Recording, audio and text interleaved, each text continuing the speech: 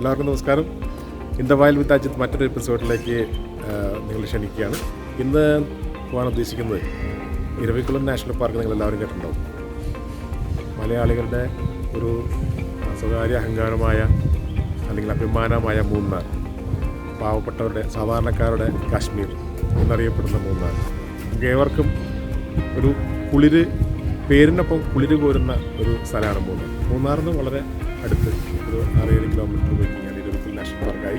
അപ്പോൾ ഇരവിക്കുളം നാഷണൽ പാർക്കിൽ ചെന്ന് കഴിഞ്ഞാൽ വരയാട് വംശനാശ ഭീഷണി നേരിടുന്ന ഒരു വന്യമൃഗമാണ് വരയാട്. വരയാടിൻ്റെ അവിടെ ഏറ്റവും കൂടുതൽ ഉള്ളൊരു സ്ഥലമാണ് ഇരവിക്കുളം. അത് പ്രൊട്ടക്റ്റഡ് ഏരിയയാണ്. അപ്പോൾ വരയാടിനെ പ്രതീക്ഷിച്ചുകൊണ്ട് ഇരവിക്കുളം നാഷണൽ പാർക്കിലേക്കാണ് ഇന്നത്തെ യാത്ര.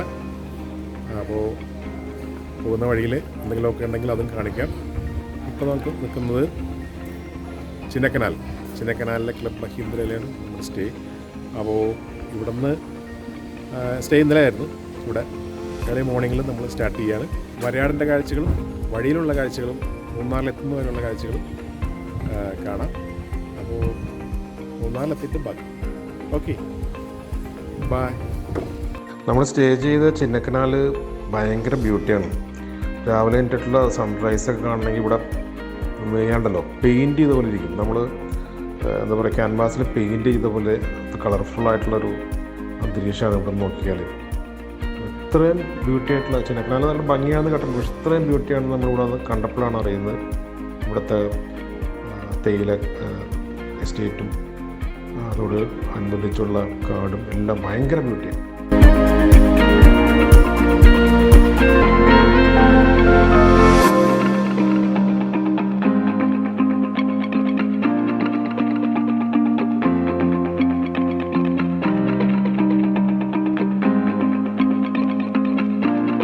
അങ്ങനെ നമ്മൾ മൂന്നാറെത്തി. മൂന്നാറിന് ഒരു 13 കിലോമീറ്റർ ഉള്ളൂ Eravikulam national park. Eravikulam national park 13 kilometre, Marayoor 43 kilometre. അപ്പോൾ മൂന്നാർ ടൗണിലേക്ക് നമ്മൾ പ്രവേശിച്ചിരിക്കുകയാണ്.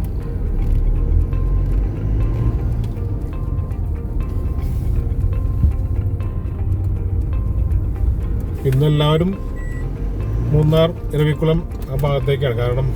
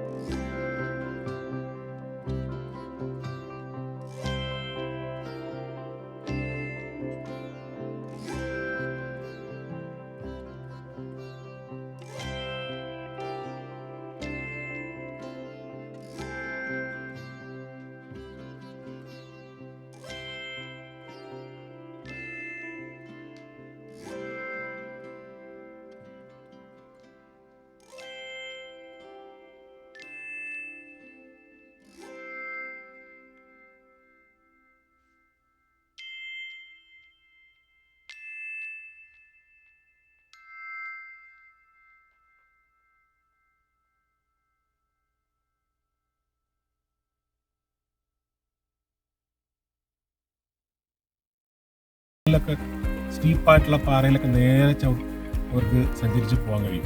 ഇവരെ പിടിച്ച് കഴിക്കുന്ന മൃഗങ്ങളെന്ന് പറഞ്ഞാൽ ഇവിടുത്തെ വൈൽഡ് ഡോഗ്, കാട്ടുനായ്ക്കളാണ്. അവരാണ് ഇവരെ മെയിനായിട്ട് വേട്ടയാടുന്നത്. പക്ഷെ ആ വേട്ടയാടുമ്പോൾ ഇവരും കൂടി സ്റ്റീപ്പായിട്ടുള്ള മലമുകളിലേക്ക് കയറി പോകുമ്പോൾ അതിനെ ഫോളോ ചെയ്ത് അവർ പോകുമ്പോൾ ചിലപ്പോൾ അവർക്ക് ദാരുണമായ അന്ത്യം സംഭവിക്കും. കാരണം അവർക്ക് ഇവരുടെ പോലെ ഓടാൻ കഴിയില്ല. നല്ലോണം ഓടുന്ന ഒരു വന്യമൃഗമാണ് വൈൽഡ് ഡോഗ്. എന്നാൽ പോലും വേട്ടയാടാൻ പോകുന്ന സമയത്ത് അവർക്ക് ഇവരുടെ ഒപ്പം ഓടിയെത്താൻ കഴിയില്ല. ഇവർ കുത്തായിട്ടുള്ള മലയുടെ മുകളിലേക്കൊക്കെ ചാടിക്കയറി പോകുമ്പോൾ അവർ അതേപോലെ ഇതിനെ ഫോളോ ചെയ്യുമ്പോൾ താഴെ വീണ് മരണം സംഭവിക്കുന്നു. വൈൽഡ് ലൈഫ് ഓഫീസേഴ്സ് പറഞ്ഞു. അപ്പോൾ അത്തരം കാഴ്ചകൾ ഇവിടെ ഉണ്ടായിട്ടുണ്ടെന്നും അവർ സാക്ഷ്യപ്പെടുത്തി. അപ്പോൾ ഏറ്റവും ഷെഡ്യൂൾ 1 പെടുന്ന ഏറ്റവും സംരക്ഷിക്കപ്പെടേണ്ട ഈ വന്യമൃഗം നമ്മുടെ കേരളത്തിൻ്റെ അഭിമാനമാണ്, ഇന്ത്യയുടെ അഭിമാനമാണ്. ലോകത്തിൻ്റെ മൊത്തം വരയാടികളുടെ പകുതി 700ഓളം വരയാടികൾ നമ്മുടെ ഇവിടെ ഉണ്ട്. അതാണ് അതിൻ്റെ പ്രത്യേകത. എനിക്ക് ഭയങ്കര അഭിമാനം തോന്നുന്ന ഒരു നിമിഷമാണ്. ഇരവിക്കുളം നാഷണൽ പാർക്ക് എന്നറിയപ്പെടുന്ന രാജമല ഇവരുടെ വാസസ്ഥലം, വരയാടികളുടെ വാസസ്ഥലം 1600 മുതൽ 2600 വരെ ആൾട്ടിറ്റ്യൂഡിലുള്ള പ്രദേശമാണ്. ഇവിടെ മറ്റുള്ള ജീവികളെ, മറ്റുള്ള മൃഗങ്ങളെ ഒന്നും അധികം കണ്ടില്ല. ഇവരെ ആക്രമിക്കുന്ന കാട്ടുനായ്ക്കൾ ഉൾപ്പെടെയുള്ളവർ ഇവിടെ ഉണ്ടെന്ന് പറയപ്പെടുന്നെങ്കിൽ നമ്മൾ കണ്ടില്ല. പക്ഷേ ബേഡ്സ് അതുപോലെ തന്നെ ഹൈ ആൾട്ടിറ്റ്യൂഡിലുള്ള സ്ഥലമായതുകൊണ്ടും നല്ല സ്ട്രോങ് വിൻഡ്, ഭയങ്കര കാറ്റാണ് ഇവിടെ. അപ്പോൾ അതിനെ അതിജീവിക്കാൻ പറ്റുന്ന പക്ഷികളാണ് ഇവിടെ വരുന്നത്. ഇവിടെ കുറച്ച് മൈഗ്രേറ്റഡ് ബേഡ്സ് വരും. പിന്നെ കാണുന്നത് ഒരു 100-120ഓളം ബേഡ്സ് ഇവിടെ ഉണ്ടെന്നാണ് പറയപ്പെടുന്നത്. അപ്പോൾ അതിൽ എനിക്കിവിടെ കാണാൻ കഴിഞ്ഞ കുറച്ച് ബേഡ്സ്, നീൽഗിരി പിപ്പിറ്റ്, വളരെ റെയറായിട്ട് ഞാനിതുവരെ കണ്ടിട്ടില്ല നീൽഗിരി പിപ്പിറ്റ്. മലവരമ്പൻ എന്നാണ് മലയാളത്തിൽ അറിയപ്പെടുന്നത് നീൽഗിരി പിപ്പിറ്റ്. പിന്നെ പൈറ്റ് ബുഷ് ചാറ്റ്, അതിൻ്റെ മെയിലും ഫീമെയിലും, ചുറ്റീന്തൽ കിളി മലയാളത്തിൽ പറയും. പിന്നെ കോമൺ കസ്റ്റഡ് വിറയൻ പുള്ള്, പിന്നെ അങ്ങനെ കുറച്ച് ബേഡ്സാണ് ഇവിടെ എനിക്ക് കിട്ടിയത്. വരയാടിനെ കൂടാതെ പെണ്ണുള്ളത് നീലക്കുറിഞ്ഞിയാണ്. നീലക്കുറിഞ്ഞി പക്ഷെ പൂക്കുന്നത് 12 വർഷത്തിലൊരിക്കലാണ്. അറിയാലോ, 2018 നീലക്കുറിഞ്ഞി പൂത്തത്. ഇനി വേണമെങ്കിൽ 12 വർഷം കഴിയണം. 2030 ആയിരിക്കും, 2030 ഒക്ടോബറിലായിരിക്കും ഇനി പൂക്കുന്നത്. കാരണം 12 വർഷം. ഇപ്പോൾ 2018 അവസാനമായിട്ട് പൂത്തത് നീലക്കുറിഞ്ഞി.